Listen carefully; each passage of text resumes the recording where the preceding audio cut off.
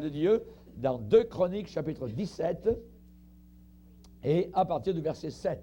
2 Chroniques chapitre 17 et le verset 7. 2 Chroniques 17. Le titre du message s'intitule « L'autorité de la Bible ». L'autorité de la Bible. Il faut vraiment que l'on puisse savoir quelle sorte de livre nous avons entre les mains. Ce n'est pas un livre humain, ce n'est pas un livre des hommes, c'est le livre de Dieu. Et quand nous l'ouvrons, nous ouvrons le livre de Dieu. Imaginez, quelle richesse. 2 Chroniques 17, et nous lisons à partir du verset, je dirais, pour prendre le contexte, on va lire à partir du verset 1er. Josaphat, son fils, régna à sa place. Il se fortifia contre Israël, qui était rétrograde à cette époque-là. Il mit des troupes dans toutes les villes fortes de Juda et des garnisons dans le pays de Juda et dans les villes d'Éphraïm, dont Asa, son père, s'était emparé. L'Éternel fut avec Josaphat, le Dieu Emmanuel, alléluia, Dieu avec nous, était avec Josaphat. Pourquoi? Parce qu'il marcha dans les premières voies de David, son père, et qu'il ne rechercha point les Baals, car il eut recours au Dieu de son père, et il suivit ses commandements, sans imiter ce que faisait Israël, je le répète, qui était totalement rétrograde à cette époque-là. L'Éternel affermit la royauté entre les mains de Josaphat, à qui tout Juda apportait des présents et qui eut en abondance des richesses et de la gloire. Son cœur grandit dans les voies de l'Éternel, et il fit encore disparaître de Juda les hauts lieux et les idoles. La 3e année de son règne, il chargea ses chefs, Ben-Haïl, Abdias, Zacharie, Nethanéel et Michée, d'aller enseigner dans les villes de Juda. Il envoya avec eux les Lévites, Shemaja, Netania, Zébadia, Azaël, Shemiramoth, ou Shériramoth, Jonathan, Adonijah, Tobijah et Tob-Adonijah, Lévites, et les sacrificateurs, Élishama et Joram. Et regardez bien le verset 9. Ils enseignèrent dans Juda, ayant avec eux le livre de la loi de l'Éternel. Ils parcoururent toutes les villes de Juda et ils enseignèrent parmi le peuple. Résultat, la terreur de l'Éternel s'empara de tous les royaumes des pays qui environnaient Juda. Et ils ne firent point la guerre à Josaphat. Des Philistins apportèrent à Josaphat des présents et un tribut en argent, et les Arabes lui amenèrent aussi du bétail, 7700 béliers et 7700 boucs. Amen. Gloire à Dieu. On va s'arrêter là, on va demander au Seigneur de bénir, amen, sa bonne parole ce matin à nos cœurs. Seigneur, nous sommes devant toi. Nous avons pris les éléments du pain et du vin, Seigneur, pour nous rappeler, Seigneur, pour nous souvenir, alléluia, de ce que tu as accompli pour nous à la croix, et de nous rappeler que nous sommes le peuple de l'Alliance, qu'il y a une alliance qui a été faite entre toi et nous. Alléluia. Merci, Seigneur. Veuille bénir ce matin tes enfants qui ont entre leurs mains ce livre merveilleux appelé la Bible, la parole de Dieu, le livre par excellence, le Biblos, alléluia, le livre du Seigneur. Nous te demandons que nous puissions ce matin l'apprécier, que nous puissions comprendre que dans ce livre, il y a là la vérité, que la vérité, elle est là entre nos mains, que nous puissions, Seigneur, la lire, la méditer, ne pas la laisser sous la poussière. Des hommes sont morts pour ce livre-là, pour que nous puissions la voir entre nos mains. Nous te demandons de bénir ta parole à chacun de nos cœurs, que le pain béni qu'il représente touche nos âmes et remplisse nos âmes de force, de grâce et de puissance contre le monde extérieur, contre Satan et les démons de l'enfer. Au nom de Jésus, nous prions. Amen. Et tout le peuple dit Amen. Alléluia. Gloire à Dieu. Vous pouvez vous asseoir, frères et sœurs. Alléluia. Ce que nous venons de lire dans la Bible nous parle d'un réveil spirituel. Il y a eu un réveil spirituel. Tous les ennemis n'ont pas attaqué spécialement donc Juda, spécialement parce qu'il y avait eu de l'enseignement, parce qu'il y avait eu des hommes qui avaient parcouru de Dan à Beersheba, du nord au sud, de l'est à l'ouest, les villes, les bourgades, et ils avaient enseigné la parole de Dieu. Ils avaient entre leurs mains un livre, ils avaient la Bible, ils avaient à l'époque l'Ancien Testament, mais c'était la parole de Dieu. Et nous remercions le Seigneur d'avoir aujourd'hui entre nos mains ce livre merveilleux. Et j'aimerais vous parler ce matin pour que nous puissions réapprécier l'autorité de la Bible. La Bible fait autorité. Cette Bible n'est pas à prendre et à laisser, à en prendre une partie. Non, il faut que cette Bible, je la reconnaisse comme faisant autorité. Et cette Bible, c'est elle qui un jour, dans la gloire éternelle, va me juger. Je vais retrouver la même Bible que vous avez entre vos mains, là-haut, dans le ciel. Jésus a dit, ce n'est pas moi qui juge le monde, mais c'est la parole que j'ai annoncée qui va juger le monde. Voyez, et je dirais que lorsqu'on veut évangéliser, lorsqu'on veut parler à nos amis, nos voisins de Jésus, eh bien, les résultats de notre évangélisation seront à la hauteur de ce qu'on a fait des Écritures. Il faut que nous puissions laisser la parole de Dieu dans un cœur. On ne laisse pas une religion, on ne laisse pas notre vie, on laisse la parole du Seigneur. Il faut que nous utilisions cette parole lorsque nous voulons évangéliser. Et quand on agit dans ce sens-là, en témoignant autour de nous avec les Écritures, à ce moment-là, on fait ce qu'on appelle une évangélisation biblique. Pourquoi? Parce qu'il y a une évangélisation aujourd'hui qui n'est pas biblique. Par exemple, évangélisation 2000 n'est pas de l'évangélisation selon la parole de Dieu. Voyez, d'abord ce sont l'Église catholique mélangée avec certains chrétiens. Et là, on parle un coup de Jésus, on parle de la Bible, et ensuite, on est capable de dire un chapelet, on est capable d'adorer Marie, on est capable même d'invoquer le pape s'il le faut, qui est mort, ou quoi que ce soit. Donc, c'est un mélange complet, évidemment, d'une évangélisation que j'appelle biblique et authentique. Pas de compromis avec les vérités bibliques. Nous ne pouvons pas faire de compromis avec la parole du Seigneur. C'est impossible. Il faut que je la garde telle qu'elle. Il faut que je l'aime, telle qu'elle m'a été laissée. L'apôtre Paul a dit, l'évangile par lequel vous êtes sauvés, si vous le gardez tel quel. Sinon, vous auriez cru en vain. Un jour, nous avons vu avec mon épouse des Mormons arriver à notre porte et nous apporter leur évangile. Ils apportaient Joseph Smith, vous voyez, les écrits, et ils se servaient de la Bible, mais en disant, mais après la Bible, il y a autre chose, il y a les écrits de Joseph Smith. Et je me rappelle très bien mon épouse déclarer à ce jeune homme, lui dire, si la Bible était bonne pour l'apôtre Paul, elle est bonne pour moi et elle suffira. Si elle était suffisante pour des milliers de chrétiens au premier siècle, elle est suffisante pour moi aujourd'hui. Et je n'ai pas besoin des écrits de Joseph Smith, je n'ai pas besoin des écrits d'hommes perdus dans leur rêverie ou quoi que ce soit. Je n'ai pas besoin de rien du tout. J'ai besoin uniquement de la parole de Dieu. Amen. Alléluia. Et c'est le Seigneur qui, à la dernière page de son livre, va déclarer en disant, je le déclare à quiconque entend les paroles de ce livre, si quelqu'un y ajoute quelque chose, Dieu le frappera. Ça, c'est dans le Nouveau Testament, sous la grâce. Dieu le frappera de quoi? Des fléaux décrits dans ce livre. Et si quelqu'un retranche, enlève quelque chose des paroles du livre, Dieu retranchera sa part. Imaginez, de l'arbre de vie et de la ville sainte décrit dans ce livre, ça veut dire que la personne n'est pas sauvée, la personne n'entre même pas au ciel. Si elle retranche quelque chose de cette parole. Cette parole est précieuse, et la parole divine, je dois la prendre telle qu'elle.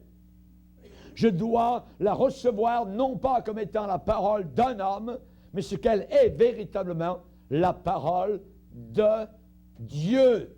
Dieu parle à notre génération. Comment parle-t-il? Par les Écritures, par la Bible, par la parole du Seigneur. Donc, pas de compromis à faire avec les vérités bibliques. Gloire au Seigneur. Et je dirais, je répète, ce n'est que lorsque l'évangélisation est biblique qu'elle est véritablement une évangélisation véritable. Amen. La Bible tout entière, de Genèse, premier chapitre, à Apocalypse 22, dans les 66 livres qu'elle comporte, c'est la parole de Dieu. Elle est notre autorité. Ce n'est pas la parole des hommes qui fait autorité, c'est la Bible qui fait autorité. Elle est notre autorité. Jésus a tourné les regards vers son Père, vers le ciel, et a dit, Père, ta parole est la vérité. Ta parole est la vérité. Et cette parole attend de nous qu'on y croit. Elle attend de nous qu'on ait la foi dans cette parole, plus que cela, qu'on y obéisse. Qu'on y obéisse. Voyez, la Bible dit la foi vient. D'où vient-elle la foi?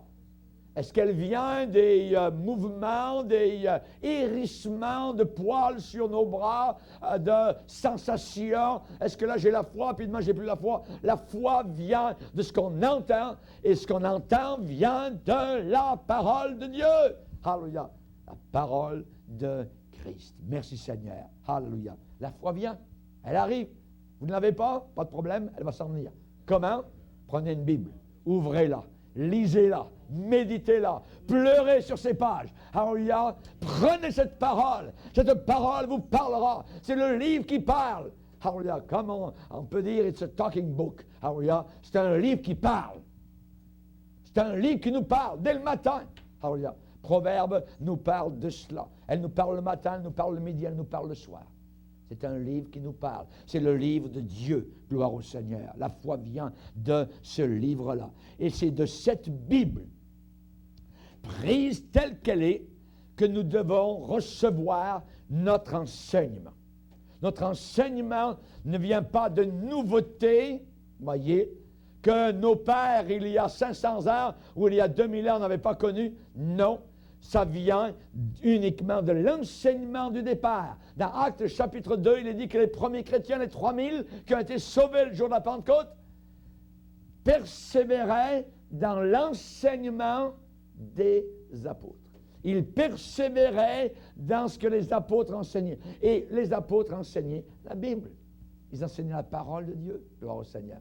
Et nous devons faire comme eux, persévérer dans l'enseignement. Aujourd'hui, hélas, beaucoup de chrétiens se tannent, se fatiguent de la parole de Dieu. On l'a déjà entendu, on connaît tout ça, tout ça. Et pour eux, ça devient comme une fleur fanée. Hélas, hélas. Alors que c'est la vie, alors que c'est la parole, alors que c'est la vie, la sève sort de cet arbre merveilleux qu'est les Écritures. Gloire au Seigneur. Lorsque Paul va écrire sa première lettre aux chrétiens de Thessalonique, il va leur dire, quand je vous ai prêché la parole de Dieu, moi, l'apôtre Paul, je suis venu vers vous dans votre ville à Thessalonique, eh bien, je vous ai prêché la parole de Dieu. Et quand vous m'avez entendu, vous n'avez pas reçu cette parole comme étant la parole d'un homme, mais comme étant ce qu'elle est véritablement, la parole de Dieu, qui agit dans vos cœurs, vous qui croyez. Évidemment, pour que cette parole agisse, il faut y croire. Alléluia. Il faut croire à ce qui est évidemment enseigné. Gloire au Seigneur. Amen.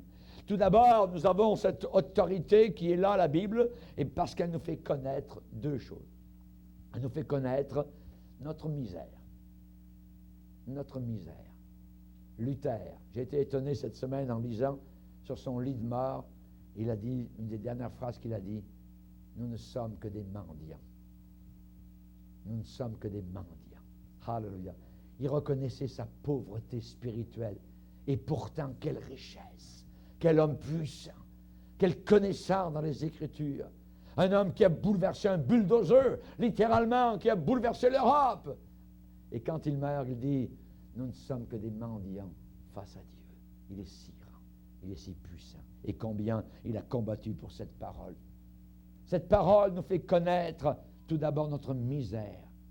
L'homme ayant péché, hélas, eh bien, est devenu un esclave volontaire du péché. Un esclave du péché. La Bible dit, et c'est elle qui nous le dit, tous ont péché. Pourquoi tellement de personnes ne lisent pas les Écritures? Parce que le diable veut empêcher que les gens lisent la Bible. Parce que la Bible, non seulement leur montre leur bobo, leur diagnostic, mais en même temps leur donne leur remède. Leur remède est là. Tous ont péché, mais tous sont gratuitement justifiés par la grâce qui est en Jésus-Christ et par son sang qui a coulé à la croix. C'est la Bible qui me le dit. Je ne l'aurais pas su si je n'avais pas lu la Bible. C'est la Bible qui nous a parlé de cela. Il est dit, lorsque nous étions encore des pécheurs, Christ est mort pour des impies. Paf, reçoit ça en pleine face. C'est Dieu qui me dit que je suis un impie. Il me dit que je suis un pécheur. Il me dit que je suis perdu. Il me dit qu'il n'y a rien de bon en moi. Alors j'ai besoin d'un secours. C'est la Bible qui me dit que l'homme ayant péché, il est un incapable spirituellement. Quand nous étions sans force, j'étais sans force. Mes bonnes idées, mes bonnes résolutions, je vais faire mieux. J'étais sans force. J'étais lié au péché. Nous sommes tous des pécheurs. C'est du cœur de l'homme que sortent les mauvaises pensées, les adultères, l'orgueil, la folie, ainsi de suite. Jésus l'a dit, c'est du cœur de l'homme. C'est dedans.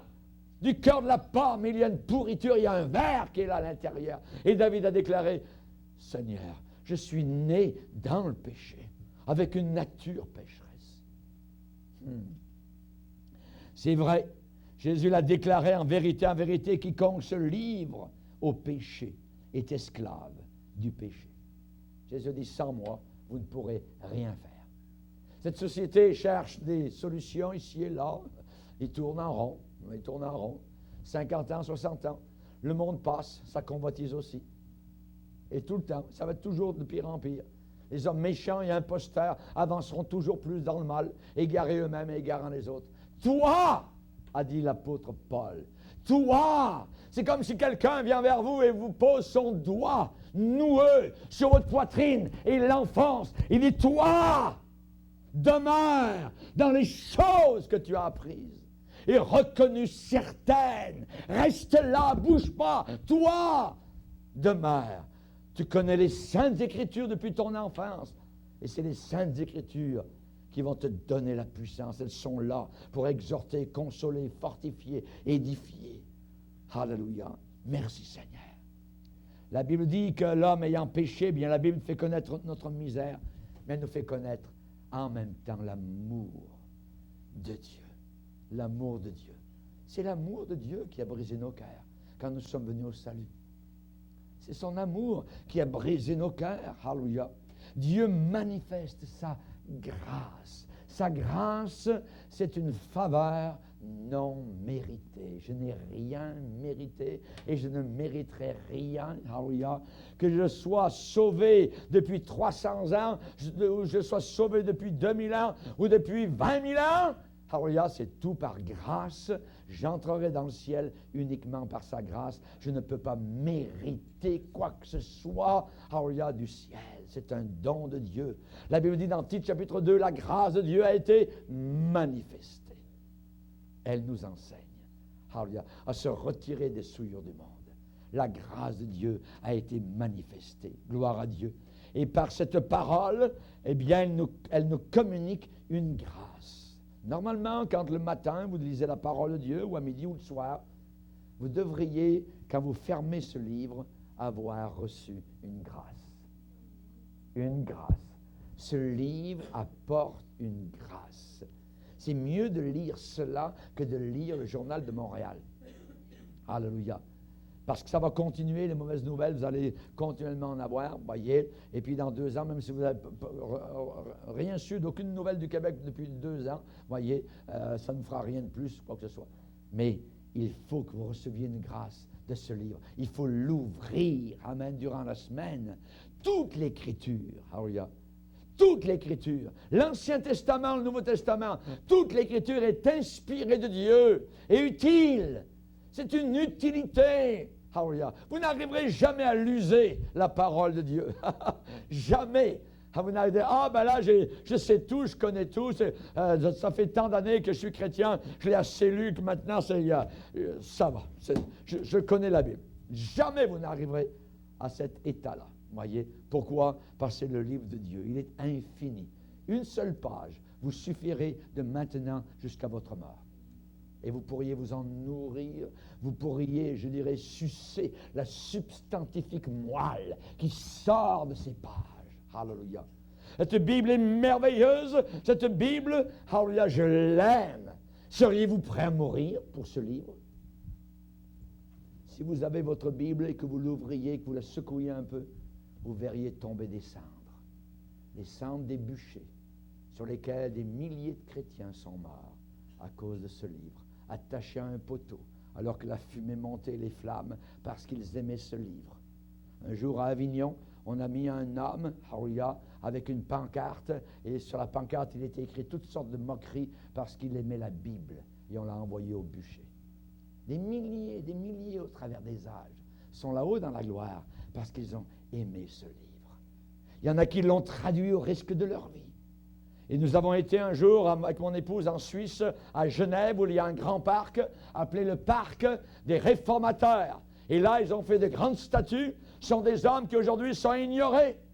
Ce sont des hommes qui, au risque de leur vie, ont traduit la parole de Dieu en langage courant. Des hommes qui ont véhiculé la Bible. Des hommes qui ont imprimé la Bible. La première fois où l'imprimerie a commencé sur la planète Terre, en Allemagne, le premier homme, le premier imprimeur, s'appelait Gutenberg. Savez-vous qu'est-ce qu'il a imprimé? La Bible, la parole du Seigneur.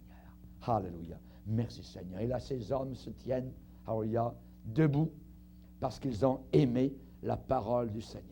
Ils l'ont traduit. Certains sont allés sur des bûchers, les John Knox, les Wycliffe, un certain, on les a brûlés. Même un homme, on l'a enlevé du cimetière, on a repris ses cendres, on a brûlé ce qui restait et on a jeté ça sur la Tamise. Imaginez, tellement la haine était forte contre ces hommes-là, à cause de leur amour pour la Bible. J'aimerais que nous apprécions dans notre Église un peu plus ce livre-là, que nous puissions le lire un peu plus, que nous puissions, dans notre chambre, à genoux, en posant la Bible sur votre lit, pouvoir lire les pages merveilleuses pour lesquelles des hommes sont morts. Secouez votre livre, vous verrez des cendres qui vont tomber. Regardez bien votre Bible, il y a des pages qui sont maculées de sang, parce que des hommes sont morts, ont versé leur sang par amour pour ce livre-là. Merci Seigneur. Dans ce livre, on nous dit qu'on peut naître de nouveau. Alléluia. C'est merveilleux.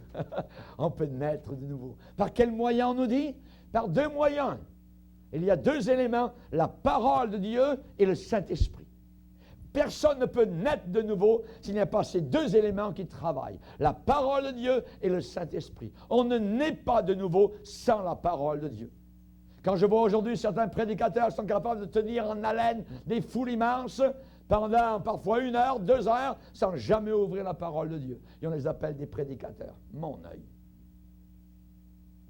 Chers amis, il y a Dieu, il y a le Saint-Esprit. Je dirais plus la parole de Dieu et le Saint-Esprit. Rappelez-vous au début dans Genèse, 1er chapitre, Dieu dit. Nous avons la parole. Et ensuite, l'Esprit de Dieu se mouvait au-dessus des eaux. Et Dieu dit quoi? Que la lumière soit, et la lumière fut. Et quand je suis né de nouveau, il y a ces deux éléments qui ont travaillé sur ma vie. Il y a eu la parole de Dieu qui m'a été prêchée, que j'ai lue, et il y a le Saint-Esprit qui m'a convaincu de péché. Il y a cet officier recruteur qui m'a amené au pied de la croix pour que je voie le sacrifice qui avait été fait pour moi. Un jour, un petit enfant est né dans le monde. Et déjà, ce jeune enfant était marqué par la mort. Il était venu pour mourir, pour mes péchés et les tiens. Alléluia. Merci Seigneur. Dieu qui a dit la lumière brillera du sein des ténèbres a fait briller la lumière dans nos cœurs. Est-ce qu'elle brille ce matin? Alléluia! Je veux le croire. Que Dieu soit béni. Pourquoi on a la Bible? Parce qu'on ne peut pas imaginer Dieu. On ne peut pas imaginer Dieu. On ne peut pas le décrire correctement avec des paroles humaines. Job a dit, Dieu est grand et sa grandeur nous échappe. Sa grandeur nous échappe et le nombre de ses années est impénétrable. Ça fait longtemps. Et il n'est pas vieux. Il n'a jamais vieilli. Il est Dieu. Sa grandeur nous échappe. Comment le connaître? La Bible me le décrit dans 1 Timothée chapitre 6, le bienheureux, le seul souverain, le roi des rois, Seigneur des seigneurs, qui seul, uniquement possède l'immortalité, qui habite une lumière inaccessible que nul homme n'a vue, ni ne peut voir. Alléluia. Ni ne peut voir. C'est la Bible qui me parle de cela. C'est la photo de Dieu dans la Bible. Il y a quelque temps de cela, il y avait une maman d'une fille à Rio de Janeiro, en Amérique du Sud. Sa fille était une prostituée. Cette maman aimait sa fille. Elle se demandait comment elle allait la retrouver dans cette grande ville de Rio. Elle venait des villages. Alors la maman est allée dans ce qu'on appelle, vous savez, les petits endroits où on prend des photos, photomatons, vous voyez, et elle a fait plusieurs photos, des dizaines de photos d'elle-même. Et elle a placé sa photo, cette maman a placé sa propre photo partout où elle le pouvait. Elle est allée dans les bars, elle est allée dans les arrière-cours, elle est allée dans les ruelles sales, dans les salons, des pistes de danse. Elle mettait sa photo partout où elle le pouvait, dans les maisons closes. Et sur la photo, elle avait écrit cette phrase-là. Où que tu sois, quoi que tu aies fait, reviens à la maison. Ce livre, c'est la photo de Dieu. Et où que vous le lisiez, ce livre vous dit, si tu t'es éloigné, reviens à la maison. Reviens à la maison. Il a placé sa photo partout. Dans ce livre, c'est une photo merveilleuse de Dieu. Alléluia.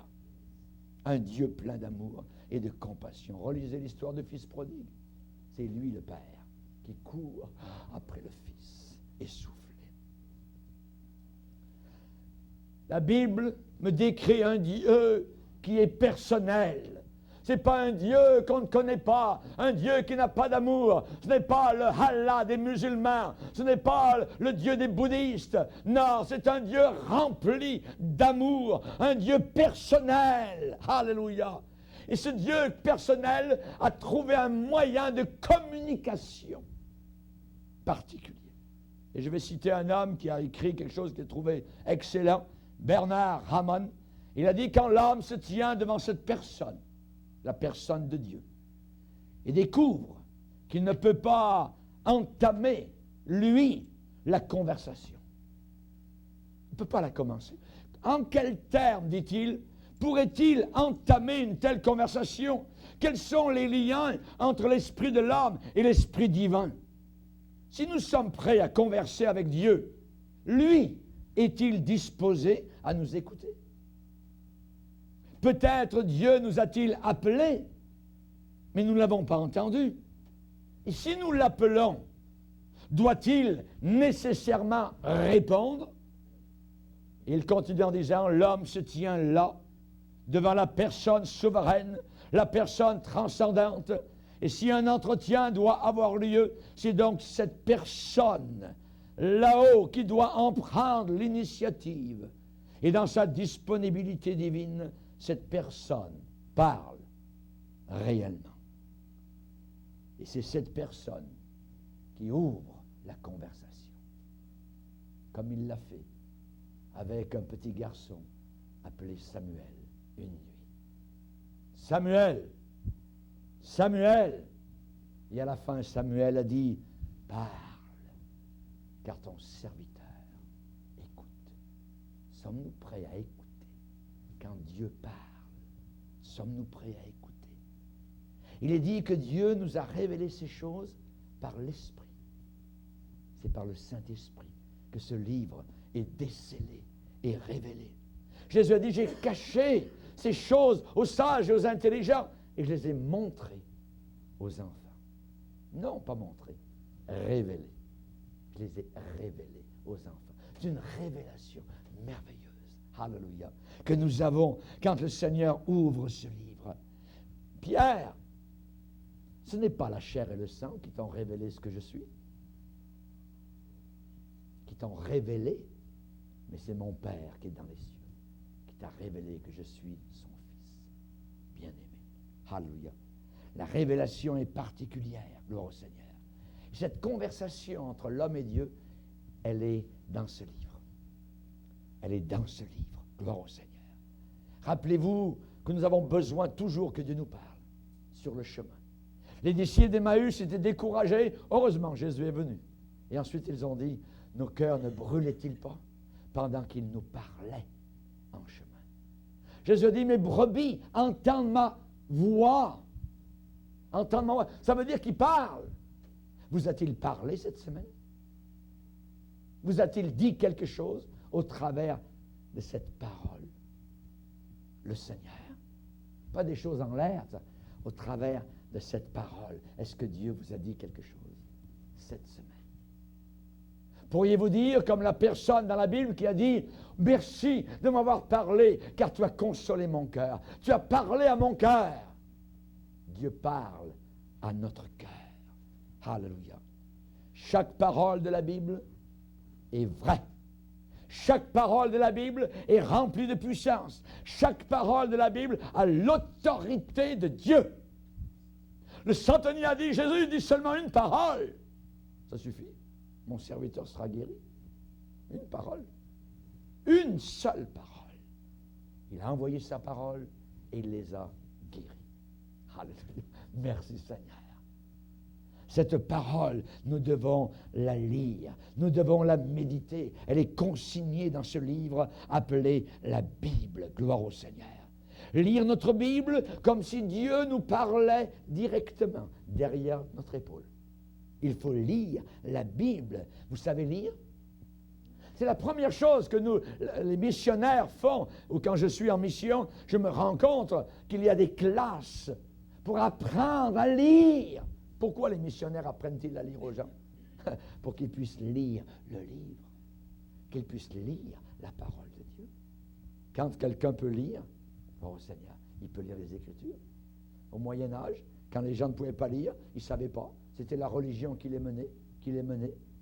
Quand ils ont commencé à apprendre à lire, quand on leur a mis la Bible, non plus en latin ou en grec ou en chinois ou quoi que ce soit, des choses qu'ils ne comprenaient pas, mais quand ils ont pu lire dans leur langage populaire, qu'ils connaissaient très bien, ils ont dit, ah, mais c'est pas ce que là-bas on nous enseigne, c'est pas ce que la religion nous enseignait, la Bible dit autre chose.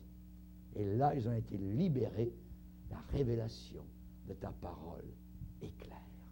Ta parole est une lampe sur mon sentier, une lumière sur mon chemin. Comment le jeune homme rendra-t-il pur son sentier? Je serre ta parole dans mon cœur afin de ne pas pécher contre toi. Baissons nos yeux, on va prier le Seigneur. Seigneur, nous te bénissons. Tu nous as laissé un trésor merveilleux. Tu nous as laissé léguer des hommes et des femmes, Seigneur, qui ont lutté pour ce livre au travers des siècles. Et nous l'avons aujourd'hui. Nos Bibles, Seigneur, sont trop neuves. Nous ne les avons pas assez usées. Nous n'avons pas assez prié dans ces Bibles. Cherche à te connaître. Aide-nous à être comme Esdras, qui s'était appliqué à étudier la parole de Dieu, à l'enseigner et à la mettre en pratique lui-même dans sa propre vie. Aide-nous, Seigneur Jésus, à de nouveau redécouvrir l'autorité de ta parole. Au nom de Jésus. Amen. Et tout le peuple dit Amen. Amen.